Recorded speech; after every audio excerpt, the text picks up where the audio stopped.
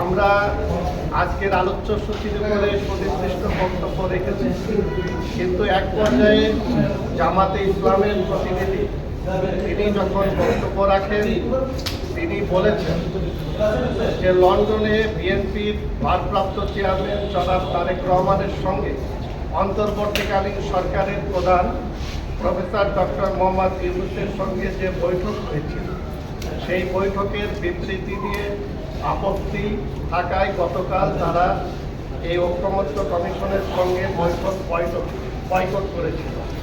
এবং তিনি বক্তব্যে আরও বলেন যে গতকাল অন্তর্বর্তীকালীন সরকারের প্রধান প্রফেসর ডক্টর মোহাম্মদ ইউনূস জামাত ইসলামের আমিরের সঙ্গে আলোচনা করে তাকে আশ্বস্ত করেছেন, এর প্রেক্ষিতে আজকে তারা এই বৈঠকে অংশগ্রহণ করেছে। তারা তিনজন প্রতিনিধি আজকের আলোচ্য সূচির বাইরে দীর্ঘ সময় বক্তব্য রেখেছে। আপনারা জানেন যে এখানে ঐকমত্য কমিশন আমাদেরকে চিঠি দিয়েছে একজন করে প্রতিনিধি আসার জন্য, কিন্তু আমরা দেখেছি দু একটি দলের একাধিক প্রতিনিধি এখানে অংশগ্রহণ করেছে এবং তাদের দীর্ঘ সময় বক্তব্য দেওয়ার সুযোগ দিয়েছে।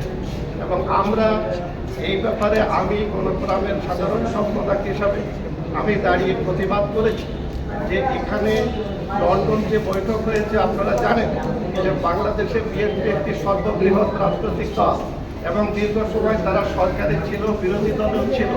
একটা জটিল পরিস্থিতির কারণে অন্তর্বর্তীকালীন সরকার জনাব তারেক রহমানের সাথে আলোচনার প্রেক্ষিতে যে সমঝোতা কিংবা যে নির্বাচন করার যে আগ্রহ সৃষ্টি হয়েছে, এতে করে সারা বাংলাদেশের মানুষ রাজনৈতিক দলগুলোর মধ্যে একটা সন্তুষ্টি এবং আমরা ইতিবাচক হিসাবে এটা নিয়েছি।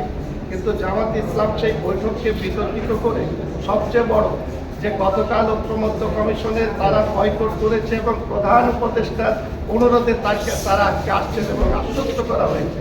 এতে করে প্রধান উপদেষ্টা এই যে ঐকমত্য কমিশনের যে কার্যক্রমে তিনি নিরপেক্ষতা হারিয়েছেন, সেই সাথে আমরা মনে করি যে এই ঐকমত্য কমিশন তারাও যেভাবে ধারাবাহিকভাবে বিভিন্ন দলকে প্রাধান্য দিচ্ছে, তারাও তাদের যে নিরপেক্ষতা সেটাও তারা ক্ষুণ্ণ করেছে। এবং আরও অনেক বিষয়গুলো নিয়ে আমরা তাদের প্রতি মনঃক্ষুণ্ণ হওয়ায় সেগুলো বলেই আমি বয়কট করেছিলাম। পরবর্তীতে জানেন ঐকমত্য কমিশনের অনুরোধের প্রেক্ষিতে আমি আবার সেখানে ফিরে গিয়েছি। এরপরে আরেকটা বিষয় বলি, সেটা হচ্ছে যে এই যে জাতীয় ঐকমত্য কমিশন যে প্রস্তাবনাগুলো আমাদের কাছে দিয়েছিল, আমরা রাজনৈতিক দল হিসাবে সকল বিষয়ে দলীয়ভাবে আলোচনা করে তাদেরকে মতামত দিয়েছি। এখন যে আলোচনা করছে আজকে যে সবচেয়ে বড় একটা বিষয়, আজকে জাতীয় সাংবিধানিক কমিশন যেটা করতে যাচ্ছে কাউন্সিল এনসিসি, এইটার ব্যাপারে আপনাদের জানা দরকার যে সরকার এখানে যেটা ঘোষণা করেছিল আজকে সেটা আলোচ্য সূচিতে নাই। আমি স্পষ্ট বলেছি জাতিকে জানা দরকার যে রাষ্ট্রীয় কার্যাবলীতে স্বচ্ছতা ও জবাবদিহিতা নয় এবং রাষ্ট্রীয় অঙ্গ প্রতিষ্ঠান সমূহের মধ্যে ভারসাম্য নিশ্চিত করার জন্য একটি জাতীয় সাংবিধানিক কাউন্সিল এনসিসি গঠন করা।